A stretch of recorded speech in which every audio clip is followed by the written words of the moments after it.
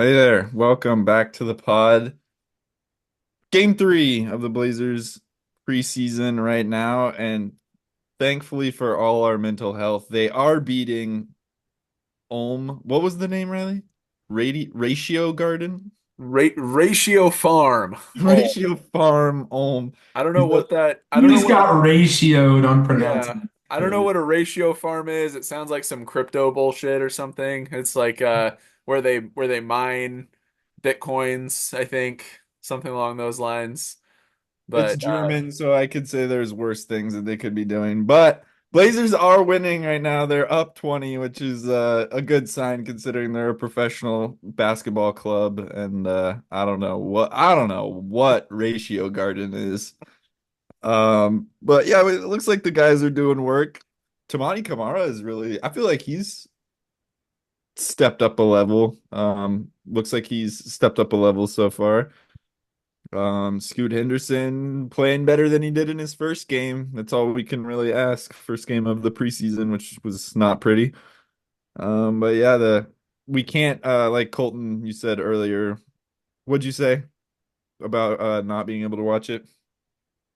I mean, a seasoned pirate like me, I could not find the streams for this one, I'm excited for when the Blazer games are actually going to be watchable local. That's a big win. We talked about it before the season was really starting. I know it's okay if these preseason ones against the non-NBA teams are not. I'm okay. It's okay. But now that the when the regular season starts going, we're going to be able to actually watch the games. Everyone's excited for that. I was able to catch the last two preseason games. Um, I want to say, a couple positives, a couple negatives that I saw. Starting with, and I always start positive. I'm going to start negative this time because we're going to end on positives. Here's my negatives. Chris Murray. That's all you need to say. The guy that was kind of that guy that was like the ready to go, older rookie, man, just rough. Every time he's out there on the floor, was not seeing it, still not seeing it. Still hopeful there's a breakthrough as the 3 and D, but man, rough stuff on the offensive end, especially. Uh Scoot's left hand, still not seeing it. I noticed that you talk about that pretty regularly on this podcast, and I noticed he had a lot of good finishes, but they kind of look awkward. He's like going in with the right hand on the left side. He's like having to stretch across the key and do reverse layups and things like that when it seems like he should just be going up with the left. I definitely did notice that, and you talk about that quite a bit. Yeah, his first preseason game, he was really trying to kind of find himself, but the second one, he was controlling the floor and diming people. He looked really good. He had his moments where he was finishing, making controlled movements, but also just passing fantastic. And he finished, 17 and 7 in limited minutes. And One he was turnover, I think. scoring, yeah, and he was scoring in the paint. Like he looked great out there. So it wasn't bad. And his finishes in the paint, even with his right hand, he took one up and he drew a foul that looked like a controlled finish. It would have been with his left, but the left hand finish still needs work. And then as far Maybe as he just needs confidence with it too. Like maybe it's good, but in game speed, he's just not really confident in it yet. it's the second preseason game. I hope to see it as the year goes on, right? Like this is the beginning of the year. I'm not like harping on it right now. I'm just still needing to see more. Like let's see what it brings. Um, And then the only really other like thing that I'm really standing out was Delano Banton court vision on some of the pick and rolls playing with some clinging minutes there. I saw some about four screen and rolls in a row where Delano Banton was the ball handler and Donovan Clingan was in there with the small guy. Banton was not looking for the roller. That's not what he Um, does. those are just kind of all little small facets, right? But those are kind of negatives that I saw because it's preseason. But those are kind of just little key little pieces. Positives, though. Tamani Kamara, you said it. Really, that guy is a piece. He just looks like a piece. He looks like a grown man to me too. That's like when I He see him out is. there, that's like one of the first thing that pops into my head is like this dude looks like he looks like a professional athlete to me. He hustles. He fills up the stat sheet, defense, offense. Right now in this game tonight, 8 rebounds, 3 assists, block, right? He's just out there. He's everywhere. He's here, he's there, he's everywhere. He's Roy Kent, right? Uh, I really liked what I saw from him. Denny Advia, he didn't really play a ton of minutes in that second game because that was his first game. He missed the very first preseason game. But what I did like seeing from him, while he didn't really shoot a ton, he brought the ball up the floor and was pushing the tempo, which is what I wanted to see, the wing that pushes the tempo. Looks like he's having a better, more efficient shooting night. Yeah, he's 4 for 7 right now, 14 points, maybe taking some aggression out on the Germans. I'll Six, just I'll just six, leave it at oh, that. I'll six just of nine, actually, with some updated And six stat. of six from the line. Yeah, so he's That aggressive shows some out there. aggression. You're Yes. right, he's up to 18 points, really taking it to the Germans. Oh, Kirby. What? And then finally, Donovan Clingan. He had a great game last game as well. He was putting in some work out there. He was looking good. He puts up stats. He's like the guy that he's just the type of guy you give him limited minutes and he's gonna just consistently get points and rebounds. And it seems like the more minutes you give him, the more points and rebounds he gives you. I still think he needs work in his low post game. He kind of struggles with finishing his moves, but if he's kind of the role guy, the dunker spot, and rebounding and affecting shots at the rim, that's what he's going to excel at this year. Yeah, So, especially as a young guy just coming into the league, it's going to take him some time to develop like confidence with the ball and stuff, but I feel like he is already a shot effector and a mhm. rebounder, like a pretty competent rebounder. I mean, obviously been playing against preseason teams so far, it's not full NBA speed, but he's he's keeping up and he goes up for balls like really hard, which is good to see. His first Yeah. bucket too, 3-pointer. Also, DeAndre Ayton, I believe he's hit 4 3-pointers this preseason. So, just saying, if he did stretch his range out, watch out. That could be what everybody's been kind of looking for from him. I'm praying for Aiden. Come on, man. Hey, Show us something this year, please. I know he hit two in the first game. He's hit one of one tonight. I can't remember if he hit one last game, but if he did, that's efficient 3-point shooting from that guy. If you have a stretch five who's athletic and can move on defense out on the perimeter, I don't know, man. You could be cooking a little bit here. He's 6 of 8 tonight. He's got 8 rebounds. Look, man, I mean, resident Aiton critic here, and I want to see him succeed. I mean, we've talked a lot on this podcast. As soon as we drafted Kling and I started talking about it, like, we need to stop making Aiton try to play down low when he doesn't want to play down low. Let him play out a little bit. If he wants to become more of a shooter, we now have another legit 7-footer. I want to see them play together. I want to see that in the regular season. I want to see Twin Tower basketball with Aiton able to float around a little bit more and play out from the hoop because he doesn't like playing in the post. I think Klingon could be the guy who likes playing in the post. Let's see it. Good work. So yeah, we'll see what happens. Again, it's the preseason, and we'll see how these trends flow into the regular season. It's a development year, but we hope that this year is the actual development year. Last year was not the development year. We hope that this year is. I think with guys like Advia, that could be more exciting. If he's not too exciting that we have to bench him, like what always happens seemingly lately. Uh, let's just see the run with Sharp and Scoot and Adria and Klingon.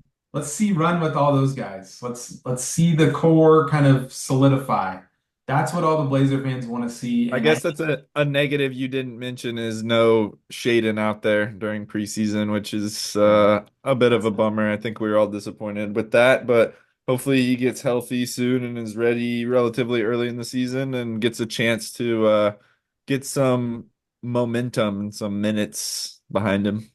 yeah, And then let's see remain it. healthy. And then remain healthy because him coming back isn't enough. We need him to come back and play a season. And not only that, but play a season with the guys he's hopefully going to be playing with for years to come. That's what we need to see. The timing could really realistically work weirdly just because of the showcasing of minutes for other players. I mean, it's not what you want, but you give more minutes to guys like Anthony Simons, you give more shots to Has guys like Simons played in the preseason? Simons has not played, but there's no signs of concern or anything from the Blazers, from what I've heard. Um, I mean, I don't think it's anything to monitor, really. I think there would be word out there if there was like a major injury issue, but I wonder why. yeah, Just trying to protect him, I guess. I yeah. don't know if that's a great sign. I don't think it's anything to be concerned about, but keep an eye on it. Is he the only one? I guess Jeremy isn't playing today, but he played in the first two preseason games. Yeah. Yeah, it sounds. I think that Chauncey said something today about how Anthony wasn't going to be playing tonight, but he'll be good to go for the next game, which is that like Friday, I think. Um, so I guess they're just. I don't know what it is. I don't know. They're not really saying what it is. It is a little strange that he isn't playing, but he's going to be ready Friday. Maybe he had some family engagement or something. Who knows? But yeah, hopefully once we see him on the team, hopefully we'll get to see where he's going to fit into all this. Is he going to be? I mean, you're not going to be able to convince me that he's part of our future lineup or anything like that. But how is he going to play with the guys this year? Because it looks like he's at least going to start the season on the team, and I'm sure he's going to be starting. So. Yeah, how's that going to play out? How's he going to play off of Scoot? How's he going to play off of Klingon? Is he going to be here to showcase his value for a potential trade, which is what hoping for, hoping What for. Speaking, was what was his injury last year that he missed like basically the end of the season with? Does anybody remember? end of the season, it was tankitis. Yeah. I mean, are we sure though? Horrendously. I mean, I don't think it was legitimate. I don't think any of them were. That's what I'm saying. I don't know if There's no anybody was way. injured last year, No. and I don't know if anybody's going to be injured this year either. But I think they're going to miss a lot of minutes. Says knee. So yeah, you're probably right. It was probably tendonitis or what'd you say? Yeah. Tankitis. Tendinopathy, I'm sure. Tendinopathy. Tankinopathy. Yeah. Tendinopathy is the best one in basketball because every single basketball player, every tendon is inflamed all season long. Bro, And it it's hurts to play basketball. My knee, like yeah. every time I hoop for a little bit, my knee's like, the fuck you doing, bro? Yeah, but you're not a professional basketball player that can rehab and do whatever you need to do with top of the line medical And science every I don't day. know. Everyone's a human at the end of the day, though. And like, if you're playing a shit ton of basketball, like you're just gonna be banged up. There's no way around that. Or you I, I are, I'm but just saying it's a really great catch-all for them when they're trying to rest guys. I mean, that's the thing. It's not like it's not legit. Like that's a real injury. A swollen tendon. It's just that they all have it at all times, and so they can sit them out whenever they need to, which for the Blazers has been a good thing so far, I think. so speaking of trades, because you mentioned that, who do you guys think won the out of nowhere blockbuster without rest in peace Woj bombs, by the way?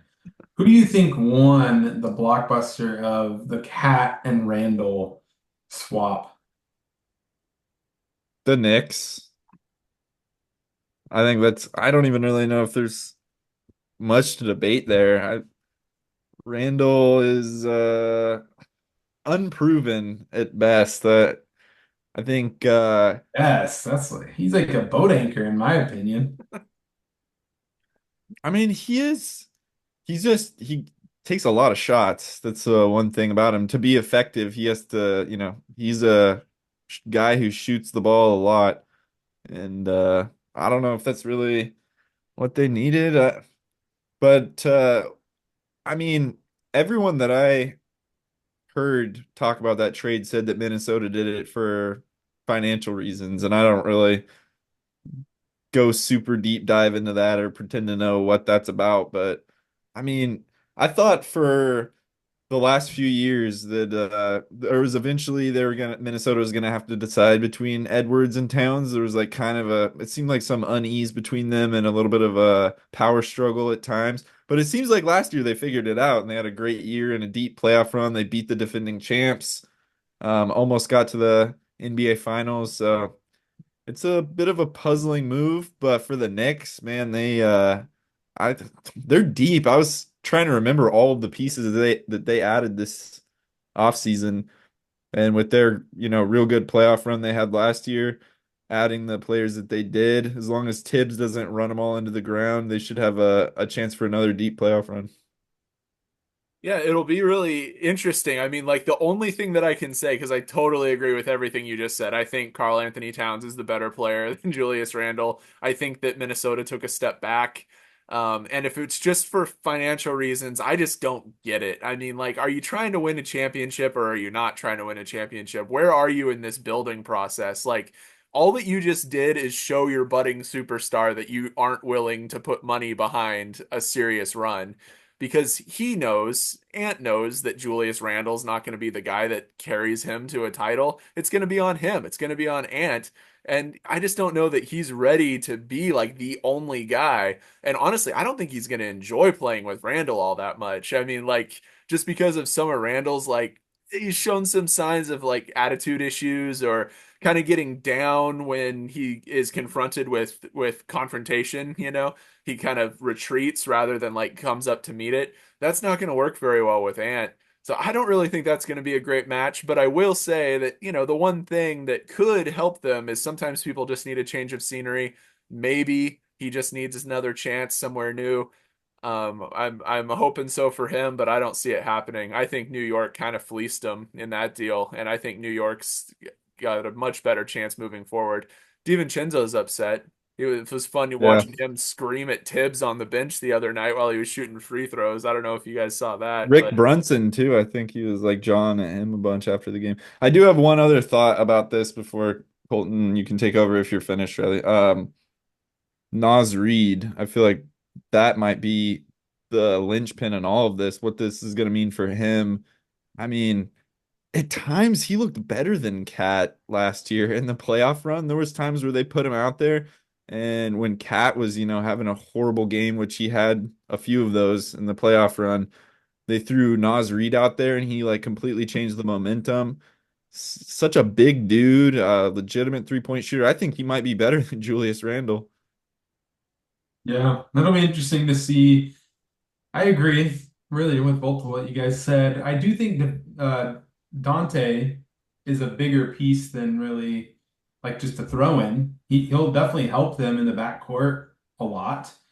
But Randall's game is like so not suited for the playoffs. He's like Portland's homeless problems man's Mellow, where he's like jab step on the elbow, 4 for 21 in the Ball playoffs. sticks, ball sticks. Just awful basketball. It's like, and it's not the ISO in the playoffs that you want where the offense breaks down and you need the guy to score. It's like that's your first, second, third option, and then everyone's like, pass me the ball, and he's like jab step, spin move, travel. Third turnover in the first quarter, your offense is broken, guy. It's like, what is this guy doing? Destroying the game. And he has not proven one time in the playoffs he's the guy you go to, not once. Karl Anthony Towns, say what you will about him. He did have bad games in the playoffs, but he did have good games in the playoffs where you're like, all right, Cat just won us 2 playoff games in the Denver series. Julius Randle lost about 4 series. The only time he's ever been in the playoffs, he's been a major reason why they've lost ever I since. think I think it might have worked to New York's advantage that he was injured this last year. I don't know if their run would have gone as Yeah, far with him in the lineup. I think Hartenstein might have been a better option for and Anunoby.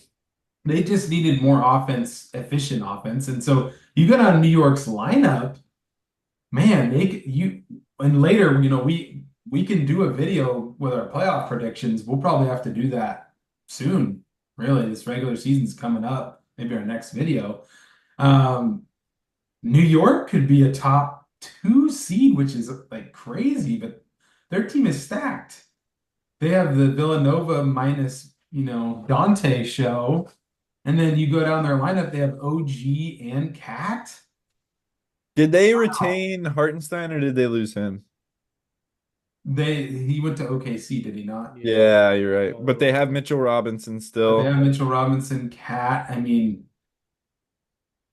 they have talent like in at every position. Like you said, the running them into the ground is an issue, but man, that is stacked. By far, since we've probably watched basketball since the 90s, since 99, that is by far the best the Knicks team has been. So 25 years at least. That is the best the Knicks, well, definitely. That's the best the Knicks have been on paper. So they should be excited. Stephen A. Smith's going to be really annoying. And that's just how it's going to You be. mentioned top two. Minnesota, I don't know what they're so the salary thing, I get it. It's the apron, right? They had to make these rules so there couldn't be more Durant situations, right? So they tried to make it so Durant's moves couldn't happen anymore. Gobert's contract is just so horrendous that this is why they had to do this. So that's kind of a funny like byproduct of this whole thing is Gobert's contract is so bad that nobody else is going to take Gobert's contract, right? So I get that sense of it, but man, and you also look at Minnesota's pick situation. They don't have any picks, so they don't have any other moves really in the chamber now. They're not going anywhere with Gobert and Randall. I mean, come on, guys. Like what That's what I'm saying. This is they're it. they're kind of screwed. Like they really put themselves in a bad position. And if they suck as much as it looks like they should for like the next 2, 3 years, Ant's out of there. That guy does not seem like the kind of guy with a ton of patience. I don't know if Um, they'll suck, but I don't know. I think they might have peaked now that they've made this move. Like I think they'll probably be like a 5 to 6 seed now. I think they're going to be a what I think is that they're going to be a bad playoff team. I think they'll still make the playoffs. Maybe Ant will them to like a first round win, but I don't see them getting out of the second round. And I see some like really disappointing first round exits for them with Randall and Gobert. That's not the same thing as You know what Cat. the saddest part is? We would have killed for this supporting cast for Damian Lillard. The Randall and Gobert blows Damian Lillard's supporting cast out of the water. That's how Speaking sad of Damian, that is. speaking of Damian Lillard, we were looking at the NBA rank, and you Nice. were like talking that you couldn't even find him in the top 50 until you did. What was he, number 23? Number 23. Wow, the mighty have fallen when we were Jordan like, he should be number 7.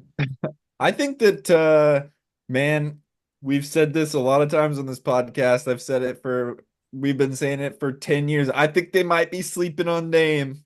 I think he might come out and show them what's what this season. I mean, him and Giannis on the same team. I think the only reason they didn't have a deep playoff run was Giannis got hurt. Um, those two are game breakers. I know their supporting cast isn't as good as it's been in years, and there's the Doc Rivers issue that I'm sure Riley will touch on. But Damian Lillard and Giannis, man, if they get those two guys healthy in the playoffs, good luck to anybody who faces them. I think that they could easily win the championship this year. I mean, it wouldn't be easy, but I think that the odds, I could see it happening for sure. They're one of like maybe 4 to 6 teams that I think have a legitimate chance. Maybe even less than that, maybe more like 3 to 5 teams. Yeah.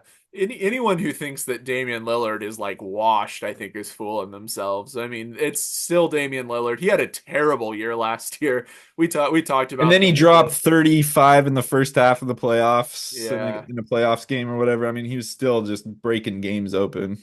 Yeah, yeah, we talked about this a little bit on the podcast. We kind of speculated a little bit about his personal life. We saw some of what he was going through. And then this summer, he came out and talked about it. He had a bad year. I mean, a bad year personally. Moved across the country, trying to get settled in a new place, kind of last minute. Obviously, his whole family blew up, having to fly back to Portland for divorce proceedings. Then he loses his coach partway through the season, early on in the season, and gets Glenn Rivers, as you said. I would definitely have to mention that, who's going to come in and just, start installing hoarse voice yelling culture on your team.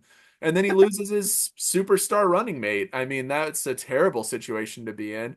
I think this year could look very different. I sure wish for their sake that they didn't have to deal with Glenn Rivers, but I still think that Dame and Giannis, they're going to be strong voices on this team this year, especially if they're both healthy. It's going to come down to health, but they could be scary for sure. I'm gonna go the other way. I think that they don't have enough of a supporting cast, and they cannot overcome the coaching of Austin's dad to figure out how to. They don't have the workhorse defender pieces around those two guys. Like Middleton is mid god, but he doesn't have the legs left, I don't think, like to make it a full season. Brooke Lopez, he's a sarcophagus at this point. I love what he does, but he's slow now at this point, right? Um, Pat Connaughton, right? Bobby. Love him. Bobby Newport Portis, right? At I mean, least they don't have Pat Beverly on the team anymore. That's a win for them. right. They Uh, shipped him off to the war zone. oh, yeah. Yeah, so I mean, look at the rest of their squad, right? Dame and Giannis is enough to put fear into their opponents, but they both got hurt come playoff time. They're both a year older. Again, this is why the Blazers acquired future first from that squad because top heavy, injuries, they're older, they don't have a lot of depth. This is why. That's what Joe targeted a team like the Bucks to get future first from that team. So I don't I do know. think their window is very limited. You're not wrong there. Like, Yeah, it's if they're gonna get it done, it has to be in the next like 2 years. 2 years max. That's it. And I think they need to hit win in the buyout market and get some kind of a wing defender and even a backcourt defender. They need to figure something out, right? I mean, What do you mean by the buyout market? You like if mean, a veteran gets bought oh, out, gotcha. then they need to pick somebody up to kind of shore up their defense. And speaking of defenders, let's talk about somebody who I think was ranked too low on the top 50 players list. You're talking about Kyrie Irving, right? Yeah, because he's the top tier defender. No, ranked at number 11, Victor Wembanyama. I think that's too low. You think that's absurd, maybe? I don't think so. I think he should be, I'm not even kidding, top 7 this upcoming season. I think he's going to be in the race for Defensive Player of the Year. And, I mean, maybe not Most Improved Player of the Year because he's going to be on every hype list in the league. But if he's healthy, which he was last year, his body held up last year, whoo, with Chris Paul feeding him the ball where he wants it, I don't know, man. What's Who's the the guard that they drafted? Stephen Castle So too.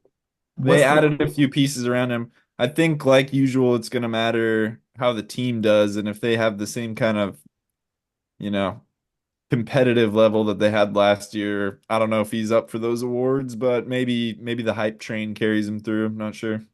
what's the weakness if you got a guy that actually knows how to get him the ball? Well, I get it. The winning, I get it. But I think that they're going to be improved just off the back of Could Chris be, Paul very well could be. I feeding him mean, the he looked ball. good in the Olympics. Yeah. I was gonna mention with Giannis with that too. He didn't look like he'd lost a step either. He was also dominating out there. So the Olympics was a nice window into seeing players play real competitive basketball, after the playoffs when some guys got hurt or were shut down towards the end of the season. But yeah, I saw some people whining about Wimby being ahead of guys like Jaylen Brown and such, but I think 11's probably pretty good for him. I don't know who the top 10 players are. I feel like I have to see the list before I can even edit my list, but there's probably 10 guys that just earn it, like have earned it, deserve it more than him. I guess that's how we're doing the list. Yeah, I mean I'm that's just saying this year he's gonna be up there. it's At, possible. It's very possible that like next off season when we're looking at this list, he could be like top five. I also don't think he's earned really being. I guess it just depends on how you're looking at this list. If it's a predictive list, then I you very well could be right. If it's like where they are right now, I don't know. There's probably are 10 guys who have done, shown more than him and have yeah. more expectation going into this year in terms of production.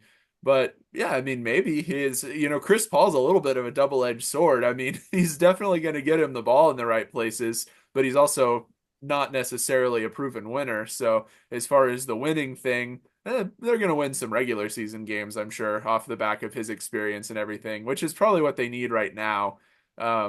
He's not going to, as we know, he's not leading them to a playoff success, but they're not really at that phase yet anyway. And obviously, Chris Paul's toward the end of his career. It's not a long-term situation, but um, yeah, it'll be interesting to see what this list looks like next year, both with Wimby and some of the guys who got drafted this year, because a few of the top picks, some of the guys who got taken above our boy Klingon, are not looking like top 10 picks anymore. It'll be interesting to see what that looks like next year. Yeah. I mean, Wemby is just such a freak. This is a guy that the 5 by 5 stat line of getting, at least 5 points, 5 blocks, 5 rebounds, 5 steals, 5 assists. He can do that. That's a guy that can just put up every single stat, unlike any other player in history, like, and do it just like normal. And he can ball handle, like, he just has no flaws in his game. It's crazy. Yeah, So I don't know. This The is thing is, I this was just is gonna go ahead.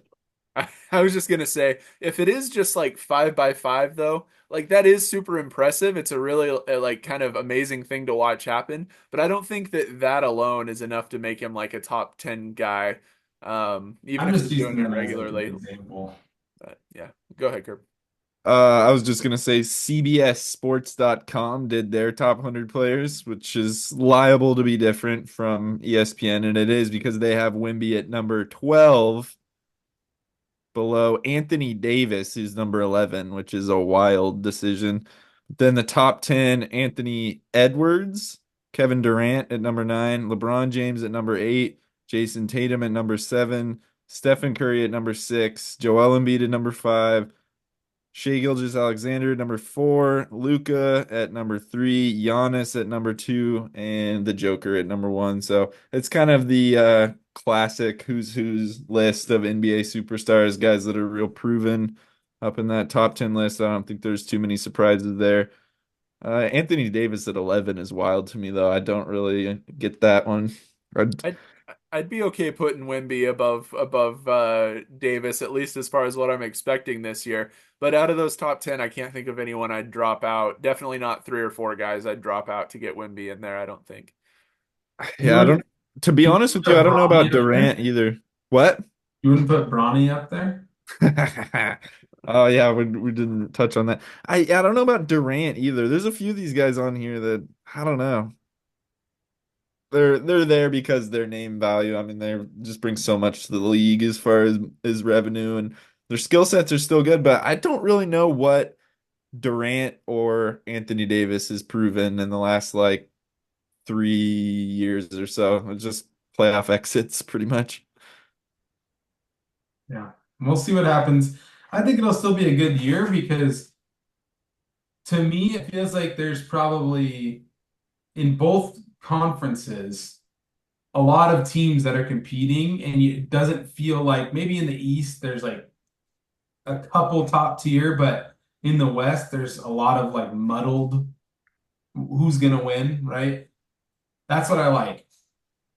And that's Blazers are up 3 points right now. It is okay, they're up five now. It's 91-86, but the fucking ratio farmers have put on a run here and is the starters just playing? they are threatening the Blazers right now. It looks like Manea and Chris Murray are getting schooled out there in Delano Banton. Those guys. Yeah. So is Maybe it maybe Donovan out there too. They're all All four of those guys are double-digit minutes right now, but please don't lose to the ratio farmers. I'm begging you guys. Please have a little bit of dignity and self-respect and represent the Looks PNW. like Scoot just had an and one. Nice. They put Other, those starters back in there to restore order. Looks yeah. like Scoot just came back in the game to, yeah, exactly, to restore order. But he's out there with Taze Moore, Chris Murray, Manaya, and Kamara. Oh So man. that's Praise Jesus. Yeah. Let's everyone say your prayers and eat your vitamins. Thanks everybody for tuning into the podcast. We're happy to be back doing this regularly again. Shout out whatever our internet service is. I can't even remember what it's called right now. Ziply. Zipley. Shout out Ziply. Yeah, we'll see you oh. guys again soon. Bye bye. Bye.